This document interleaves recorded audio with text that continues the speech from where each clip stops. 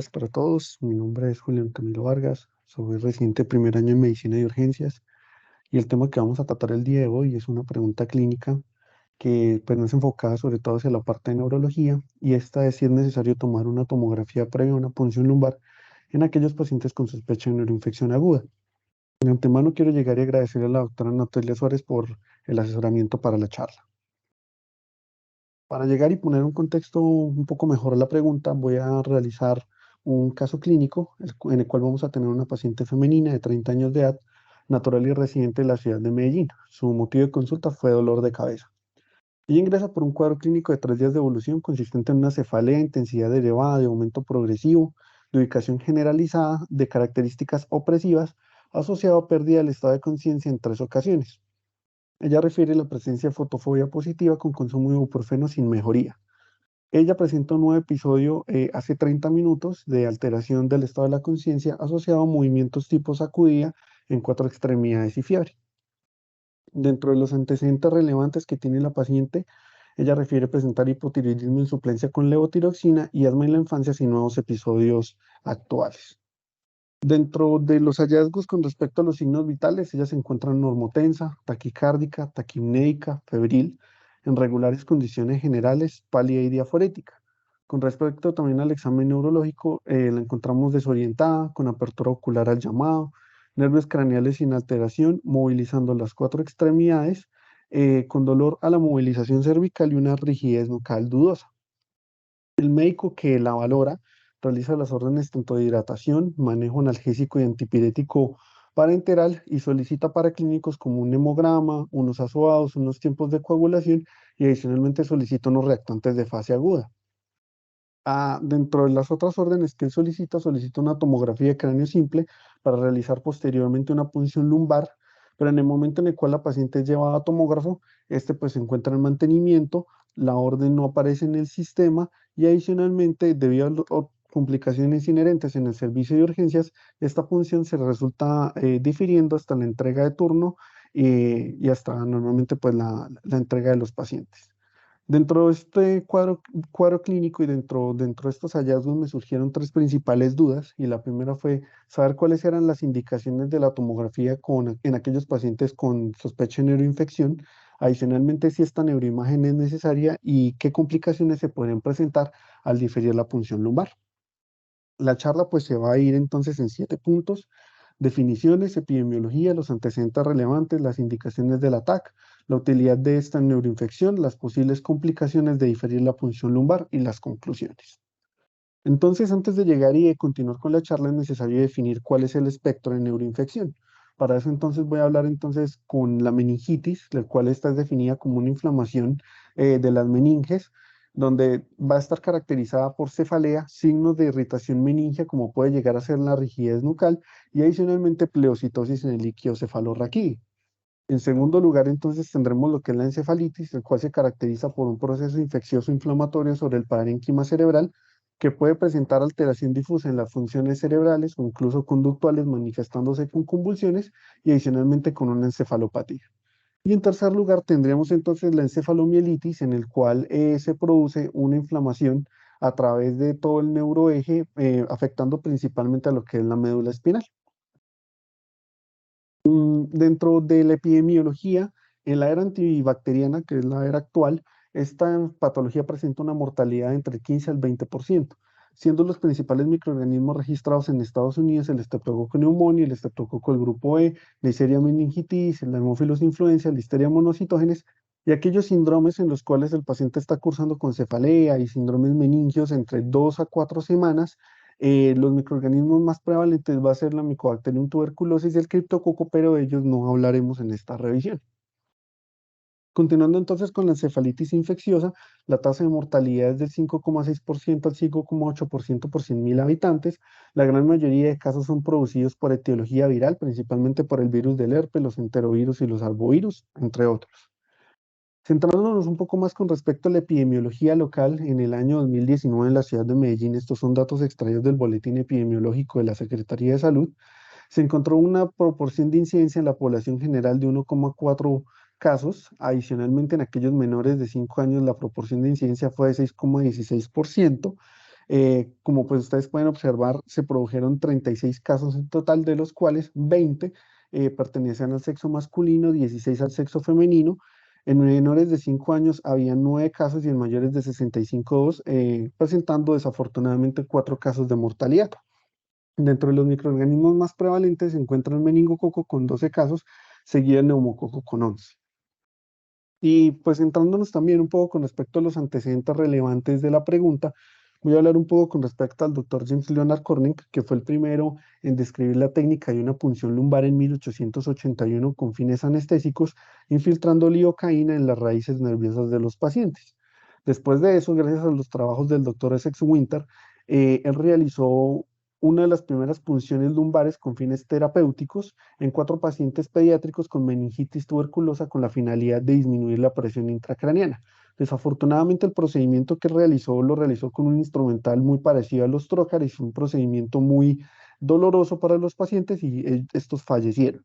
No fue hasta la llegada del doctor Heinrich Quick, un fisiólogo alemán durante el siglo también XIX, en donde a través de unos dispositivos similares a los que utilizamos hoy en día, donde está compuesto por una aguja, un trocar y una extensión, en el cual se pudiese medir llegar la presión de apertura, se pudiese medir. En 1938, gracias también a los trabajos del doctor Geoffrey Jefferson, él fue uno de los primeros en describir un mecanismo teórico en el cual se pudiese llegar y realizar una herniación cerebral secundaria a una punción lumbar. Este consistía en el momento en el cual uno llegaba, realizaba la punción lumbar, se generaba una tracción negativa sobre el tronco encefálico, desplazando lo que eran las amígdalas del cerebelo sobre el tronco, comprimiendo a nivel del bulbo el centro cardiorrespiratorio. Adicionalmente, en 1965, gracias a los trabajos del doctor Dodge y el doctor Schwartz, ellos describen que aquellos pacientes que también cursaban con un proceso infeccioso inflamatorio a nivel del sistema nervioso central, presentaban también aumento de la presión intracraniana y adicionalmente presentaban también herniaciones cerebrales secundarias o de forma inherente a la misma infección. Esta tabla que yo traigo acá es una tabla sacada de una revisión del año 2017 donde se evaluó en un total de 6 estudios, de los cuales seleccionaron a 945 pacientes, los cuales tenían una lesión presuntiva intracraneal con efecto de masa.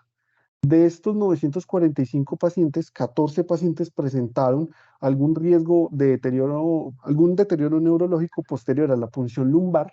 Y esto es importante aclararlo debido a que la gran mayoría de estos estudios se realizaron en la época pretomografía y muchos de los criterios de inclusión que se seleccionaron en este estudio eran muy diferentes entre sí, entonces los resultados que ellos por lo menos llegan y exploran acá son difíciles de interpretar.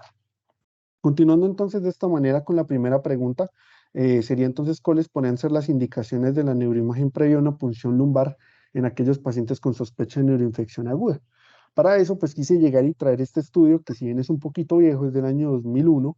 Este fue publicado en la revista New England Journal of Medicine, el cual es un estudio de cohortes prospectivo en el cual se tenían como gran objetivo llegar a evidenciar cuáles eran los hallazgos anormales dentro de las tomografías de cráneo simple en aquellos pacientes con sospecha de meningitis aguda. Ellos seleccionaron a los pacientes mayores de 16 años de edad que con sospecha de meningitis, quienes se hubiesen sometido de forma previa o no al ataque y posteriormente hubiesen sido llevados a punción lumbar. Excluyeron a aquellos pacientes con egreso hospitalario, quienes no se les realizó la punción lumbar a pesar de la tomografía normal, cuyos resultados de tomografía no hubiesen sido verificados por un neuroradiólogo, quienes adicionalmente se hayan reescrito en el estudio, quienes hubiesen tenido un ataque previo al ingreso y finalmente quienes hayan sido rechazados o por lo menos no hayan considerado entrar al estudio. Dentro de la población de este estudio se encontró que 47 personas eran mayores de 67 años de edad, 157 eran de raza blanca, 25 tenían una historia previa de alguna enfermedad a través del sistema nervioso central, 75 tenían adicionalmente un estado de inmunocompromiso y 53 convivían con el virus del VIH o estaban en estadio SIDA, siendo el síntoma más frecuente referido por los pacientes la cefalea. Cuando se trataron de llegar y evaluar cuáles fueron las órdenes médicas en el servicio de urgencias de los 301 pacientes de este estudio, se documentó que en un 78% de estos pacientes se obtuvo una neuroimagen de forma previa a una punción lumbar. Y posteriormente, al realizar el seguimiento después de una semana, 4 pacientes fallecieron de forma inherente a su misma meningitis y a complicaciones de esta. Posteriormente, en el cual se evalúan los resultados de la tomografía, se encontró que de estos 78% de pacientes, 76% no tenían ningún hallazgo anormal. Adicionalmente, dentro de los hallazgos anormales, habían pacientes que tenían lesiones focales sin efecto de masa, lesiones no focales sin efecto de masa, pero aquí es importante tener y aclarar de que aquellos pacientes que sí cursaban con alguna lesión focal con efecto de masa, correspondían a 9 pacientes, y de estos 9, lo que nos venía comentando el estudio, 6 tenían un efecto de masa entre leve y moderado y 3 severo. Dentro de las características que se seleccionaron en la población y que consideraron que podrían tener una mayor cantidad de hallazgos neurológicos, estaban aquellos pacientes mayores de 60 años de edad que tenían algún grado de inmunocompromiso, que adicionalmente presentaran alguna enfermedad en el sistema nervioso central, que cursaran con alguna convulsión dentro de la semana previa de inicio de los síntomas, y que cursaran con hallazgos neurológicos como alteración en el estado de conciencia, alteración en las funciones cognitivas, tanto para no poder responder ni seguir de forma adecuada 2 preguntas y 2 comandos, parálisis de la mirada, alteración en los campos visuales, parálisis facial, alteración con respecto a la movilización de un brazo y de una pierna y lenguaje anormal. Aquí también es importante aclarar que de los 301 pacientes que fueron evaluados en este estudio, y de aquellos que fueron puncionados, ninguno falleció por herniación cerebral.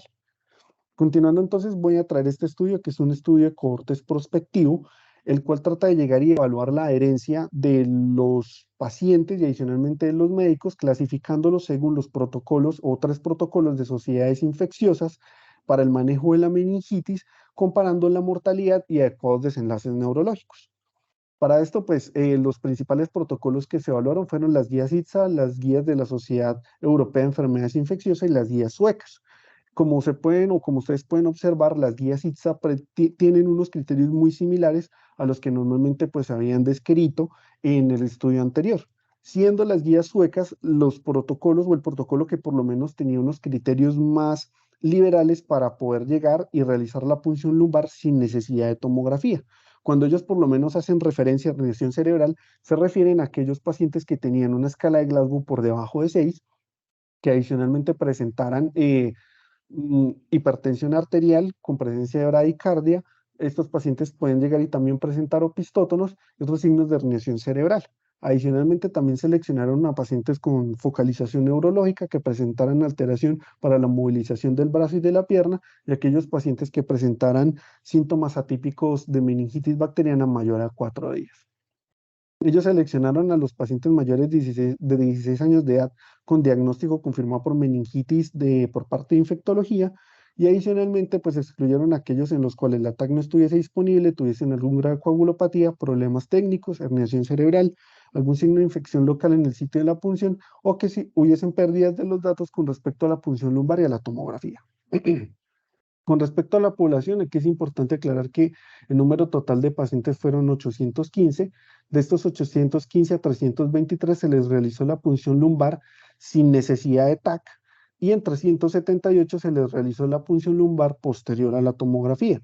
Dentro de los hallazgos estadísticamente significativos, cabe resaltar que la etiología más frecuente fue por Streptococcus pneumoniae, y en segundo lugar por Neisseria meningitis. En esta tabla vamos a tener en el eje de las X el número de la proporción de pacientes dividido a través de cada protocolo, y en el eje de las Y el porcentaje de mortalidad. Como pueden ustedes observar, en aquellos pacientes en los cuales no hubo una adecuada adherencia con respecto tanto a los protocolos suecos como Sociedad Europea, hubo una diferencia estadísticamente significativa con respecto al aumento de la mortalidad. Con respecto a esta gráfica, busca también en el eje de las X la distribución de los pacientes en los distintos protocolos, y en el eje de la Y también el porcentaje de mortalidad.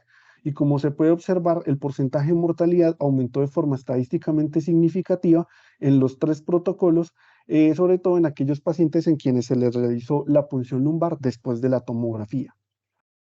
Con respecto a los desenlaces neurológicos favorables que van a ser evaluados en el eje de la Y, se puede también evidenciar de que hay una diferencia estadísticamente significativa en aquellos pacientes en quienes se les realizó la punción lumbar sin tomografía previa en estos pacientes.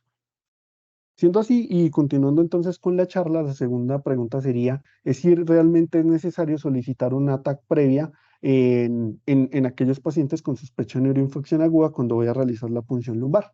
Para eso, pues quise nombrar estos dos estudios, que son dos estudios de cohortes prospectivos, el primero desarrollado en el año de 1993 y el segundo en el año de 2002. Estos evaluaron, el primero evaluó 86 pacientes con sospecha de meningitis aguda, los 86 pacientes se puncionaron y de estos 86, 7 pacientes fallecieron por una herniación cerebral. De estos 7 pacientes, 3 pacientes no presentaban signos tanto de lesión ocupante de espacio o de signos de hipertensión intracraneal. E de igual manera, en el segundo estudio, donde había un total de 75 pacientes con sospecha de meningitis aguda, pero aquí fallecieron 13 por herniación y 8 no presentaban tanto signos de lesión ocupante de espacio o de hipertensión intracraneal. Lo que pues a mí me hace pensar y dejar esta pregunta abierta es si realmente el ATAC tiene un adecuado rendimiento, por lo menos para predecir aquellos pacientes quienes van a presentar una herniación cerebral pospunción lumbar. Y continuando un poco con la charla, pues quise también llegar y traer este estudio, que fue un estudio publicado en el año 2019 con una corte muy pequeña de 37 pacientes. El objetivo de este estudio fue realmente llegar y tratar de auditar tanto la solicitud de la neuroimagen y adicionalmente verificar cuál era la adherencia de los protocolos con respecto a los médicos que estaban atendiendo a los pacientes. Para ello, pues ellos seleccionaron a aquellos pacientes mayores de 16 años de edad con sospecha de meningitis aguda entre enero y julio de 2016 y los criterios que seleccionaron para tomar o solicitar la tomografía previa a la punción fueron aquellos pacientes que presentaran una alteración en el estado de conciencia definido con una escala de Glasgow por debajo de 15, signos de focalización neurológica, de los cuales pues ya hablamos en estudios previos, que presentaran también papiledema, inicio de convulsiones durante la semana previa y que adicionalmente pues estuviesen con algún grado de inmunocompromiso. Desafortunadamente este sí no lo explican un poco más con respecto a este estudio. Aquí es importante aclarar que de los 37 pacientes que fueron evaluados, 13 pacientes fueron puncionados sin requerir una tomografía de forma previa. Y de los 24 restantes, solamente 7 presentaban criterios clínicos para llegar y para solicitar esta neuroimagen. Adicionalmente, de estos 24 pacientes, 3 no, por forma voluntaria, decidieron diligenciar el disentimiento y no realizaron la punción lumbar. Si bien es un estudio muy corto, lo que realmente nos quiere llegar y decir este tipo de publicaciones es que la tomografía muy seguramente se genera o por lo menos se suele sobreordenar y que adicionalmente no hay unos criterios claros ni tampoco una adecuada adherencia, sobre todo para tener claridad en qué momento llegar y solicitar la neuroimagen.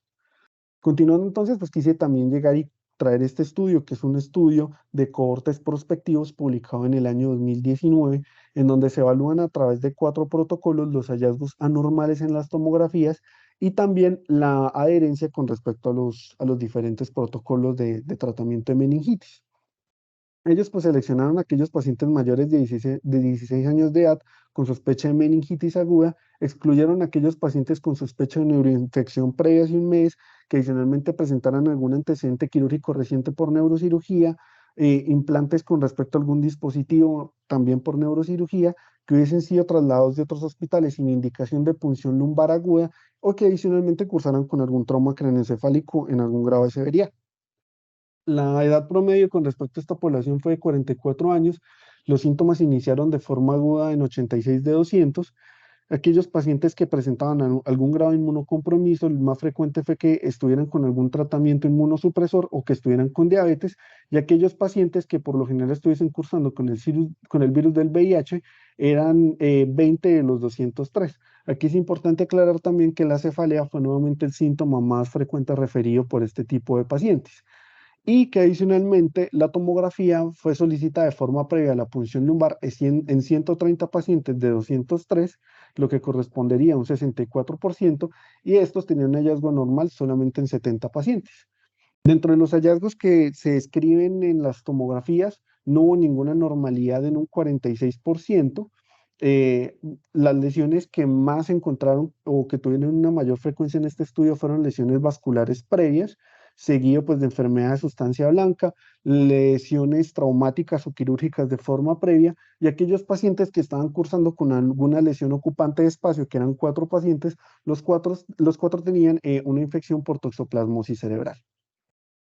Esta gráfica es importante porque en el eje de las X vamos a tener el tiempo en realizar ciertos procedimientos y en el eje de la Y transcurrido el tiempo en horas. En aquellos pacientes que fueron llevados a tomografía, se puede evidenciar que la mitad de los pacientes tuvieron que esperar un tiempo máximo de 2 horas. En aquellos pacientes en los cuales se les realizó la punción lumbar sin necesidad de tomografía, se les realizó este procedimiento en un tiempo máximo en la mitad de los pacientes en 3 horas. Y en aquellos pacientes en los cuales se les realizó la punción lumbar con tomografía, el tiempo fue de 5 horas, presentando una diferencia estadísticamente significativa, lo que nos podría decir que la tomografía sí pudiese llegar y retrasar la punción lumbar. Y en aquellos pacientes en los cuales se tenía el tiempo desde el cual se inició el tratamiento antibiótico con o sin tomografía, no hubo una diferencia estadísticamente significativa. Adicionalmente, pues este estudio, que es un estudio de cohortes retrospectivo, busca evaluar a través de 4 protocolos cuáles hallazgos anormales en las tomografías pudiesen llegar y generar cambios con respecto a la conducta médica a una posible conducta quirúrgica. Para ello, pues seleccionaron aquellos pacientes mayores de 17 años de edad con meningitis bacteriana y que hubiesen sido trasladados de otras instituciones al centro en el cual se desarrolló este estudio. Y se excluyeron aquellos pacientes que estuviesen cursando con una ventriculitis o con una meningitis asociada al cuidado de la salud. El sexo masculino fue el sexo que por lo general tuvo una mayor número de pacientes en este estudio. Nuevamente fueron pacientes con una raza blanca los que tuvieron también una mayor proporción. Finalmente, los pacientes que tenían una adecuada funcionalidad definida por la escala de Charlson estaban también en un mayor grado. Los pacientes con inmunocompromiso eran 35 y finalmente se tuvieron 28 pacientes con el virus del VIH, siendo en este estudio el síntoma más frecuente o más referido, la fiebre. También es importante aclarar que dentro de las etiologías de la meningitis, el Streptococcus pneumoniae fue el primero, seguido el Staphylococcus aureus y en último lugar la salmonela. Aquí pues se seleccionaron los 202 pacientes del estudio y se clasificaron en los diferentes protocolos en los cuales se iban a evaluar. De estos 202 pacientes, las guías ITSA recomendaban que aproximadamente un 92% de los pacientes requerían una neuroimagen previa a una punción lumbar y en aquellos pacientes que estaban sometidos al protocolo sueco, solamente un 23%. Dentro de los hallazgos que se consideraron en la tomografía, ellos los dividieron en hallazgos menores y en hallazgos mayores. Los hallazgos menores eran pues los que ustedes pueden encontrar acá, cambios isquémicos crónicos hasta hematomas subdurales crónicos. Y en aquellos pacientes que presentaban hallazgos mayores, solamente se encontró que en 9 pacientes hubo un cambio con respecto a la conducta médica, a una conducta quirúrgica, y de estos 9 pacientes, 7 resultaron con una derivación ventriculoperitoneal y uno requirió que realizaran una cranectomía para realizar un drenaje de un empiema. Continuando entonces en esta tabla, se puede observar que las guías ITSA fueron las que presentaron una menor pérdida de los hallazgos con respecto hacia los hallazgos menores y a los hallazgos mayores, ni tampoco perdieron algún paciente en los cuales se presentaron cambios con respecto a la conducta médica a quirúrgica. Aquí es importante aclarar también pues, de que esto puede llegar a ser esperado debido a que las guías ITSA son las que más tienen criterios para poder llegar y tener una mayor cantidad de hallazgos, y la que más presentó pérdidas, tanto en hallazgos mayores y en hallazgos menores y en hallazgos menores, fue en las guías suecas, donde ellos pues presentaron una pérdida de 4 pacientes de los 9 en aquellos en los cuales hubo unos cambios con respecto a la conducta. Finalmente, y ya con respecto a la última pregunta, que es qué complicaciones se podrían presentar en diferir la punción lumbar, para ello pues voy a también nombrar brevemente estos 2 estudios de cohortes retrospectivos en los cuales ellos ya empezaban por lo menos a sugerir que en aquellos pacientes en los cuales habían demoras para llegar a iniciar el tratamiento antibiótico, se podría estar correlacionando con aumentos en la mortalidad y muy posiblemente con menores resultados neurológicos favorables. Para eso, pues quise traerles este estudio, que es uno de los más recientes publicados, el cual es un estudio de cohorte retrospectivo publicado en el año 2016, el cual trata de llegar y evaluar diferentes formas en las cuales los pacientes a través del tiempo iban a tener una relación tanto con la mortalidad como con desenlaces neurológicos desfavorables. Ellos seleccionaron a aquellos pacientes mayores de 16 años de edad con meningitis aguda y con al menos uno de los siguientes criterios. Y posteriormente excluyeron a aquellos pacientes que estuviesen con abscesos cerebrales, con meningitis asociada a los cuidados de la salud, que adicionalmente estuviesen cursando con algún implante o algún dispositivo neuroquirúrgico insertado de forma reciente, o que adicionalmente no tuviesen algún registro del inicio del tratamiento antibiótico en la historia clínica. Nuevamente, pues la edad promedio fue de 58 años, el sexo masculino estuvo en un 49%, la cefalea fue el síntoma más frecuente referido por la población, y dentro de los hallazgos importantes con respecto a las características de la población, podemos ver que 61 pacientes tenían un Glasgow entre 9 y 12 y menor a 9,30 pacientes, siendo la etiología más frecuente el Streptococcus pneumoniae, y el tiempo o la media de tiempo para llegar a iniciar el tratamiento antibiótico fue de 2 horas. Se le solicitó adicionalmente una tomografía de cráneo simple previo a una punción lumbar en 60 pacientes de 173. En esta gráfica, en el eje de las X, vamos a tener la distribución de los pacientes, tanto en el ámbito prehospitalario como aquellos que llegaron de forma intrahospitalaria. Y en el eje de la Y, el porcentaje de mortalidad. Aquí es importante aclarar que aquellos pacientes que ingresaron del ámbito prehospitalario presentaron un porcentaje de mortalidad de 54, lo que correspondería a 7 pacientes. Aquí lo llamativo con respecto a esta gráfica es importante aclarar que a medida que normalmente iba transcurriendo el tiempo, el porcentaje de mortalidad intrahospitalaria iba generando un aumento hasta que este aumento fue estadísticamente significativo posterior a las 6 horas. De igual manera, en aquellos en los cuales se quería llegar y evaluar el resultado neurológico desfavorable al egreso, este también fue estadísticamente significativo posterior a 6 horas. Con respecto pues a esto último, hay una de las conductas en las cuales sugieren las guías ITSA, y es que usted si tiene un paciente el cual tiene sospecha de neuroinfección y llega a tener alguno de los criterios que usted considere para solicitar la neuroimagen de forma previa a la punción, solicite los cultivos. Si usted considera y si el paciente tiene indicación, también inicie la dexametasona y el tratamiento antibiótico empírico, y posteriormente pues si realice la punción. Aquí es importante aclarar de que muy seguramente los tiempos de realizar la punción van a ser importantes, ya que pues este estudio que fue publicado en el año 2010, que también es un estudio de cohorte retrospectivo, trata de llegar y evaluar cuál pudiese llegar a ser el desempeño de la punción lumbar frente a los cultivos, y ya lo hablaremos un poco entonces más adelante. Ellos seleccionaron pues aquellos pacientes mayores de 15 años de edad que estuviesen con un código diagnóstico de meningitis en la historia clínica del año 2004 a 2016, y realizaron la revisión de estas historias y que tuviesen realmente concordancia con respecto pues tanto a las sospechas diagnósticas y con los paraclínicos. Ellos tuvieron la definición de meningitis que se encuentra aquí hacia la derecha, y excluyeron aquellos pacientes en los cuales el citoquímico por lo general no tuviese algún resultado, no se hubiese incluido dentro de la historia, ni tampoco el cultivo, o que adicionalmente no tuviesen pleocitosis dentro del líquido cefalorraquídeo. Ellos seleccionaron un total de 92 pacientes y los clasificaron tanto como meningitis bacteriana o muy posiblemente de características virales. De aquellos pacientes que fueron seleccionados con meningitis bacteriana, 16 cultivos dieron positivo, siendo el más frecuente el meningococo y en segundo lugar el neumococo. Estos fueron los hallazgos estadísticamente pues, significativos con respecto a la población, en donde pues, se puede observar que claramente la distribución quedó mucho más para aquellos pacientes que tenían sospecha de meningitis viral. Esta tabla es bien curiosa porque en el eje de las X vamos a tener el tiempo transcurrido en horas, en el eje de la Y vamos a tener, en el eje de la Y de la izquierda vamos a tener el número de casos, y en el eje de la Y de la derecha vamos a tener el porcentaje de cultivos positivos. Em, en aquellos pacientes que fueron puncionados en menos de 2 horas, que fueron 3, los cultivos dieron positivos en 2 de 3, lo cual correspondería a un porcentaje de positividad de un 66%.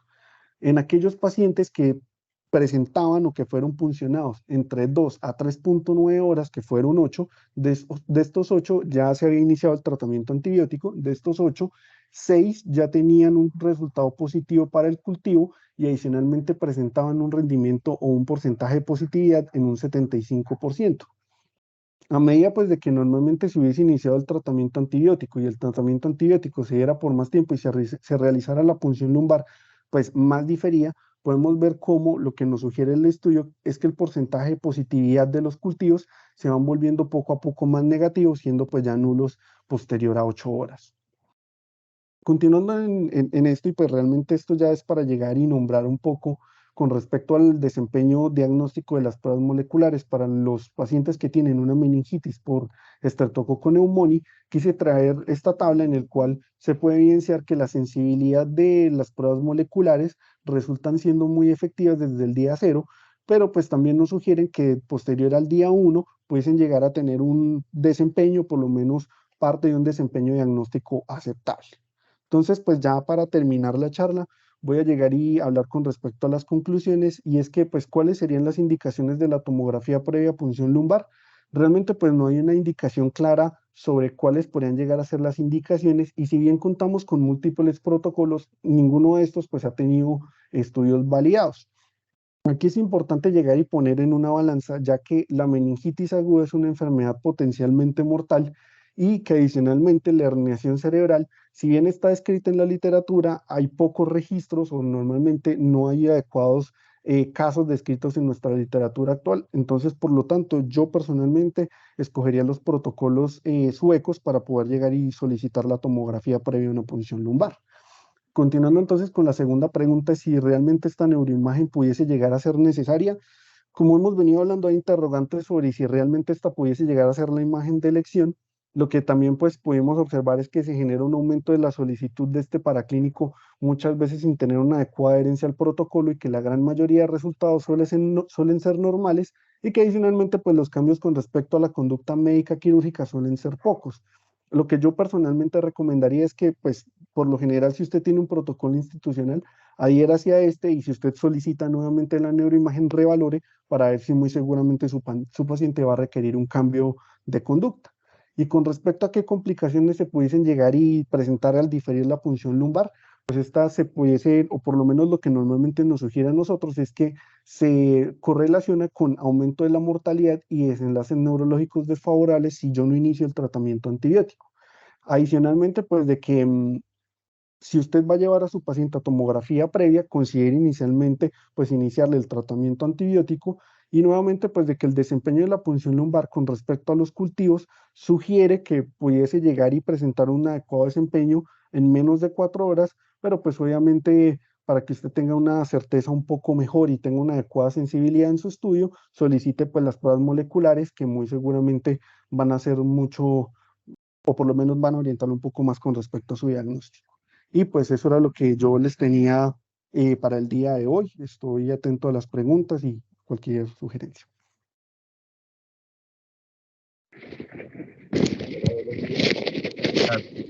Muchas gracias por la revisión y por la búsqueda bibliográfica y por dejar planteado, yo creo, pues que al menos unos elementos importantes para abrir la discusión. Vamos a dar la palabra pues como en el orden que sea solicitada. Yo quisiera hablar un momento, ¿me escuchan? ¿Quién habla que no logro ver acá? Sí, buenos días, mi nombre es Iván Mauricio Trompa, soy infectólogo del Hospital Alma Mater. ¿Qué más, Doc? Bienvenido. Adelante con su intervención. Muchas gracias. Bueno, primero pues felicitar a Julián por la revisión. Hay varias cosas que yo quisiera puntualizar, que a veces por lo mismo que mostraba el doctor, no quedan claras en los artículos, y el mensaje que nos llevamos a veces es erróneo sobre el uso de las neuroimágenes y la presencia de síndromes neurológicos, tanto agudos como subagudos. Yo creo que lo primero es puntualizar que uno no debería referirse a las infecciones del sistema nervioso central como neuroinfecciones o hablar del término neuroinfección, porque realmente eso no existe. O sea, neuroinfección sería algo así como decir gastroinfección o nefroinfección o cardioinfección. Es decir, es un término muy impreciso que a partir de la definición, digámoslo, conceptual, es que parten a veces los errores o confusiones de por qué si pedir o no la imagen o por qué si pedir o no la punción lumbar. Entonces yo creo que tenemos que centrarnos en lo que es el síndrome meningio, porque eso es lo que nos atañe hoy, que se caracteriza por unos signos y síntomas muy claros y que usted lo puede dividir en síndrome meningio agudo cuando es menor de 7 días y si no es meningio crónico cuando es mayor a 7 días. Entonces, lo primero es eso, es puntualizar qué tipo de síndrome neurológico tiene la persona y si dentro de ese síndrome cabe una infección. Ahora, si es una lesión que ocupa masa, o sea, un absceso cerebral, o si es una encefalitis, las cosas pueden ser bastante diferentes en cuanto al comportamiento clínico y la necesidad de exámenes o ayudas diagnósticas. La otra cosa importante es de pronto recalcar una cosa que se mencionó en la revisión y es que si hace una diferencia un TAC leído por una persona en urgencias, que no es un neuroradiólogo, y es un TAC simple de cráneo, si hace alguna diferencia este examen para poder clasificar qué pacientes se van a herniar y qué pacientes no se van a herniar con una punción lumbar.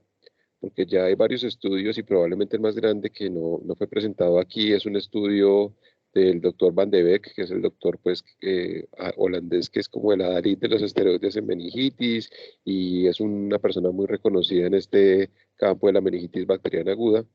Él tiene un estudio de su cohorte grande de pacientes donde hubo 1.500 personas revisadas de forma prospectiva y esas personas, él cogió las personas que tuvieron deterioro hasta 7 días después de la punción lumbar y le atribuyó ese deterioro a la punción lumbar. Sin embargo, pues 7 días es demasiado tiempo para uno establecer que eso fue por la punción lumbar. De todas formas, él entró a los pacientes ahí, solo el 3% de los pacientes presentaron un deterioro dentro de las primeras 7 días. Y solamente el 0.1% de esos pacientes, que fueron como 47, tuvieron deterioro dentro de las primeras 6 horas. Esos pacientes que se analizaron, esos pacientes que tuvieron deterioro después de la punción lumbar, se les hizo tomografía al 85% antes de la punción lumbar y esos pacientes a los que se le hizo tomografía se correlacionaron con unos pacientes con meningitis también, pero que no tuvieron herniación, pero también tenían neuroimagen y lo pusieron a evaluarlo ya no por la persona que había leído la tomografía en el ingreso, sino por 3 radiólogos especialistas, neuroradiólogos especialistas, para ver qué correlación tenían los hallazgos de esa tomografía simple con el diagnóstico de una herniación cerebral. Y lo que se vio es que el índice de capa de correlación no llegó ni al 50%, fue de 0.47. Entonces, la otra cosa que yo subrayaría es sí es útil la tomografía, es decir, sí tenemos que hacer ese esfuerzo sabiendo que por lo menos para la meningitis el índice de correlación es tan bajo y la probabilidad de que usted identifique quién se puede herniar es tan bajo, sí merece retrasar el inicio del tratamiento o la toma de los exámenes, las pruebas diagnósticas. Pues mi concepto es que probablemente no. Entonces, es otra cosa que yo quería llamar la atención. Ahora, cuando usted lo que sospecha es otra cosa, cuando el paciente le llega anisocórico, cuando el paciente le llega convulsionando, cuando el paciente le llega con síntomas de focalización, eso no es lo normal de una meningitis, ni bacteriana aguda, ni crónica. Entonces ahí uno sospecha otra cosa, un absceso cerebral, un tumor o otra cosa. Y el diagnóstico ya empieza con una imagen y a veces necesita una punción lumbar. Pero yo no estoy pensando que el paciente tenga una meningitis. Por eso la indicación de la imagen ahí es totalmente diferente, es para ver qué tiene el paciente que le está focalizando su examen neurológico. Y el problema no solamente de retrasar la punción lumbar, no es solamente iniciar el antibiótico de ya, ¿cierto? Porque uno podría pensar, bueno, pues no le voy a hacer la punción lumbar, pero le voy a empezar el antibiótico ya. Como lo mostramos en esta revisión, pues eso va a disminuir el rendimiento diagnóstico de las pruebas, va a disminuir o retrasar el diagnóstico apropiado de la persona, porque a veces no solamente la neuroinfección se diagnostica con punciones lumbares. Entonces yo creo que miedo que es bastante raro que se presente en el contexto de una meningitis. No ha aumentado la relación riesgo-beneficio con demorar la punción lumbar versus hacer una neuroimagen. No cambia absolutamente nada y la posibilidad de que el paciente le vaya mal si usted no empieza y hace las cosas rápido, meningitis bacteriana, sobre todo en la que lleva menos de 7 días o que llevamos meningitis aguda, es bastante grave. Entonces, yo no creo que haya ninguna, si me preguntan a mí, no creo que haya ninguna indicación, más allá de que usted sospeche otra cosa que no sea una meningitis, de hacer una tomografía antes de la punción lumbar y no se debería retrasar nunca más de una hora desde que el paciente llegue a urgencias una punción lumbar en un paciente con síndrome meningio agudo. Muchas gracias. Gracias, profe. Muy buen aporte. Doctor Trompa, muchas gracias por su comentario. Juan Manuel, adelante. Buenos días a todos. Yo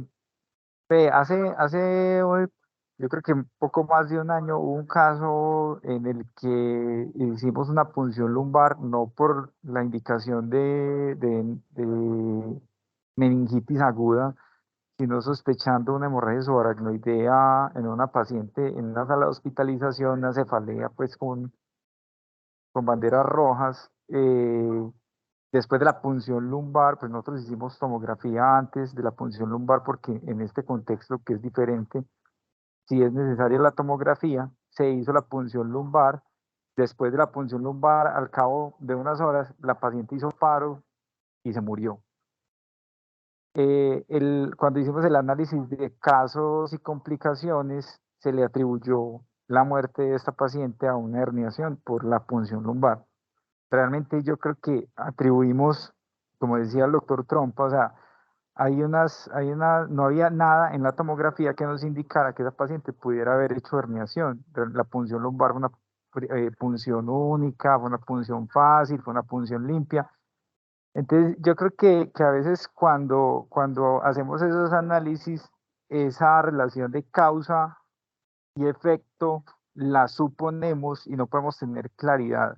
Lo mismo pasa con meningitis, sí, y yo estoy de acuerdo, pues yo creo que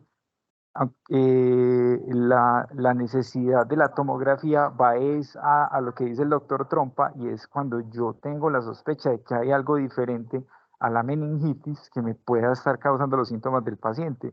Pero en ese caso, pues ya tendría que tener hallazgos también de encefalitis por lo general, porque la meningitis aguda, que es donde nosotros nos desenvolvemos y donde nosotros priorizamos la punción lumbar y donde para la toma de muestras y para el inicio temprano de antibiótico, tiene unos signos que son claros, excepto pues que ya haya una encefalitis asociada. No sé qué opina el doctor Trompa al respecto.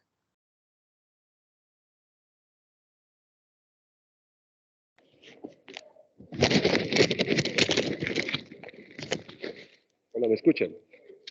Hola, hola. Hola, Sí, ¿me profe, sí le escuchan? oye. Sí, señor, sí, señor. Perdón, qué pena. Bueno.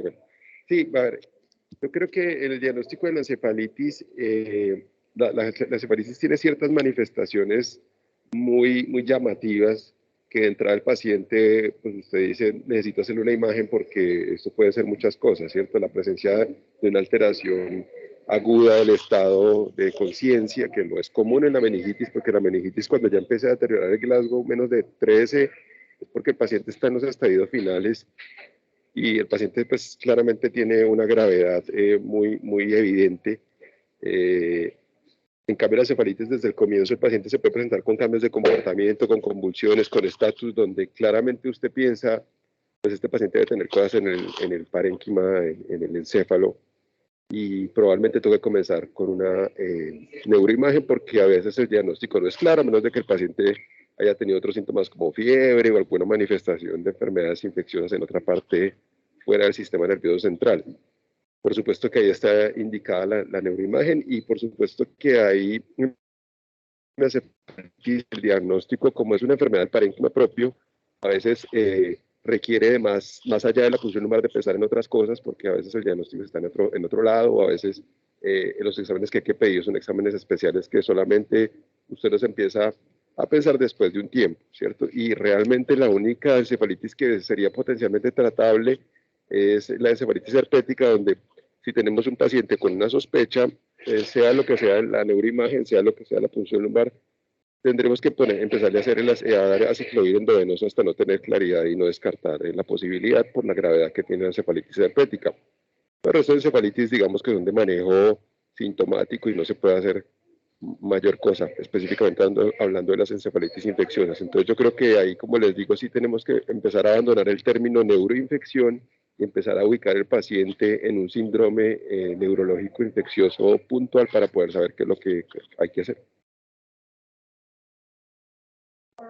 Profe, y qué pena, yo le quiero preguntar, en las meningitis crónicas, por ejemplo, la meningitis tuberculosa y en las meningoencefalitis por toxoplasma, pues esos son casos particulares donde uno priorizaría la punción lumbar antes que todo, o usted considera que hay que estudiarlos ya siendo crónicas con neuroimagen de una vez, por ejemplo, en el caso Sí. de toxo o de linfoma con resonancia. Sí, señor, sí. Es una pregunta muy importante. La encefalitis toxoplásmica es una enfermedad primariamente del parenquima cerebral. Yo no la llamaría una meningoencefalitis, yo la llamaría más una encefalitis, pero si hablamos de meningitis, de un síndrome meningio que dure más de 7 días, pues probablemente criptococo, tuberculosis y sífilis van a ser las causas de por lo menos el 80% de estos pacientes. Aquí en Colombia ese es el dato que tenemos, y el 20% van a ser una gran diversidad de causas. Entonces, en este paciente igual, la sospecha número 1 sería en el contexto clínico apropiado, tuberculosis meningia. Si el paciente no tiene focalización, debe pulsionarse a la mayor brevedad posible, y yo no le haría tampoco una imagen si no tengo una sospecha de algo focal. Esta es otra de las cosas que todavía se arrastra un poco de las indicaciones de hace unos 20 o 30 años, que era que todo paciente con, entre comillas, inmunocompromiso podía tener cualquier cosa, y entonces por esa razón tocaba siempre hacerle una imagen primero antes de hacerle la punción. Esto está totalmente revaluado. Si usted revisa las guías que mostró el doctor Julián, todas ellas, ya excepto la guía americana, abandonaron esa pseudoindicación de hacer imagen antes de punción lumbar, que era tener un paciente con SIDA o tener un paciente en quimioterapia, un paciente con cáncer, porque eso no es indicación de nada. Sí, eso no indica que un paciente con VIH o con SIDA o con cáncer vaya a tener los hallazgos, digámoslo, tenues, y que por eso se vaya a arriesgar cuando usted le haga la punción lumbar. Eso ya está totalmente revalorado y no se debe aplicar. Entonces, yo creo que la indicación sigue siendo la misma en una meningitis crónica. Igual hay que hacer una punción lumbar y no se debería retrasar por una neuroimagen, excepto que usted tenga una sospecha de algo focal.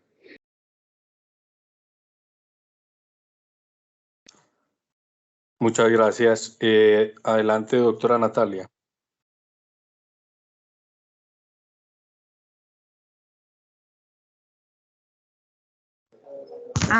Hola, ¿cómo están? Buenos días.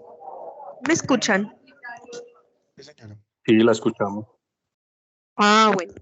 No, yo quería pues darle las gracias a Julián. Me pareció muy buena charla, muy juicioso. La revisión pues fue extensa. No tengo pues mucho más que aportar ya de lo que habló el doctor Trompa y el doctor Robledo, porque realmente incluso yo, como lo asesoré y como él también me envió pues la información, cambia mucho algunos conceptos que uno tiene, que ya sabe que de base es más como por tradición oral, pero que cuando uno se va a las revisiones y a los estudios, realmente estamos haciendo a veces cosas como sin tanto fundamento, por así decirlo. Entonces, me ayudó mucho incluso a mí a cambiar algunos conceptos a la hora de enfrentarme pues como a este tipo de patologías aquí en el servicio de urgencias. Como estoy de acuerdo con el doctor Trompa y con todo lo que se revisó y con Julián, realmente creo que estamos a veces enviando más estudios y que no, lo que hacemos es retrasar conductas que son las que van a impactar positivamente en el pronóstico de los pacientes. Pero es finalmente lo que ya habló Julián. Solo quería darle las gracias y que me pareció muy bacana la charla.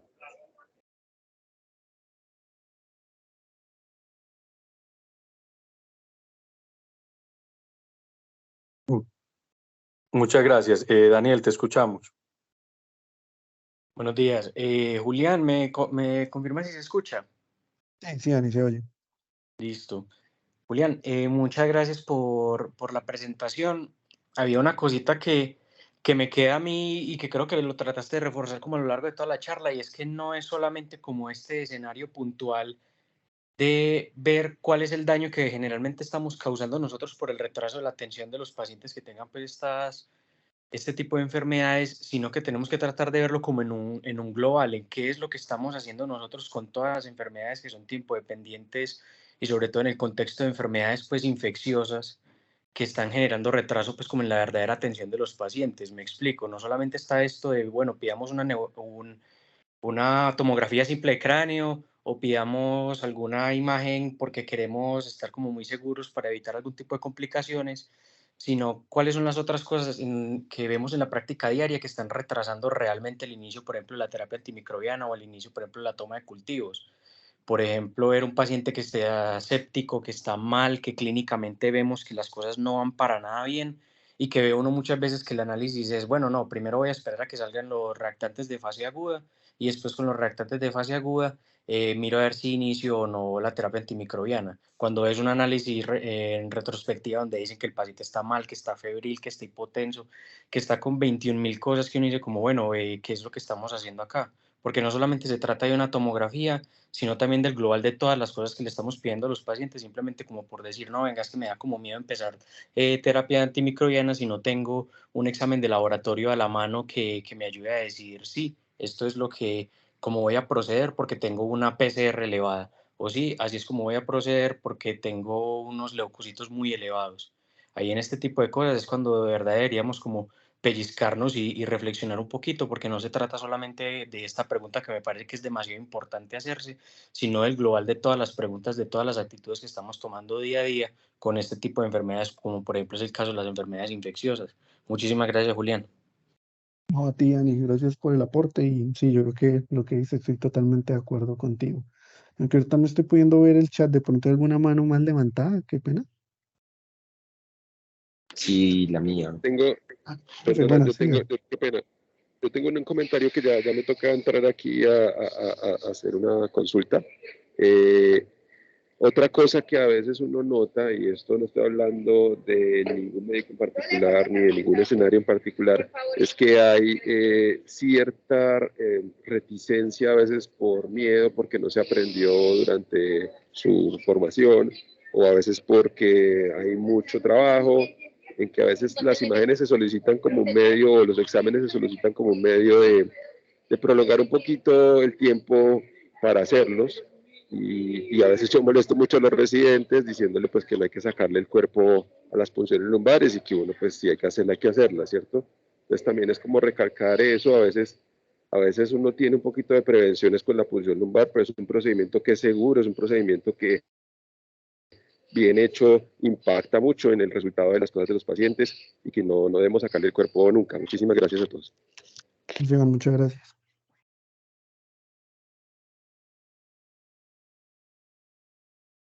Oye, sigue el profe Vallejo. Sí, Julián, buenos días, ¿me escucha ahí?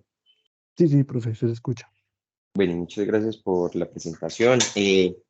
Solamente quisiera hacer énfasis en algunos de los elementos que han mencionado hasta ahora, pero específicamente en pues, digamos que hay cierto grado de incertidumbre en relación con los estudios que hasta ahora apuntan a demostrar la relación entre los hallazgos tomográficos y las complicaciones. Sin embargo, pues tener un evento adverso por situaciones relacionadas con la mala interpretación de las tomografías o de las neuroimágenes cuando están indicadas es importante. Entonces, eso es, digamos, uno de los elementos que habría que recalcar y que probablemente pues, hacia el futuro pues, habría que reforzar en cuanto al entrenamiento en el personal de salud.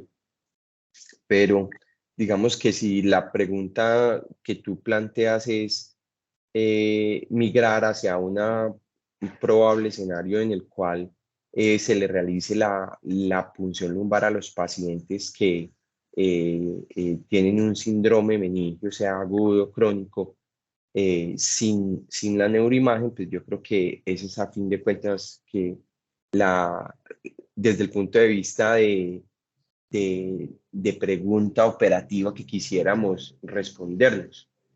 Y yo, pues, si bien se proponen pues unos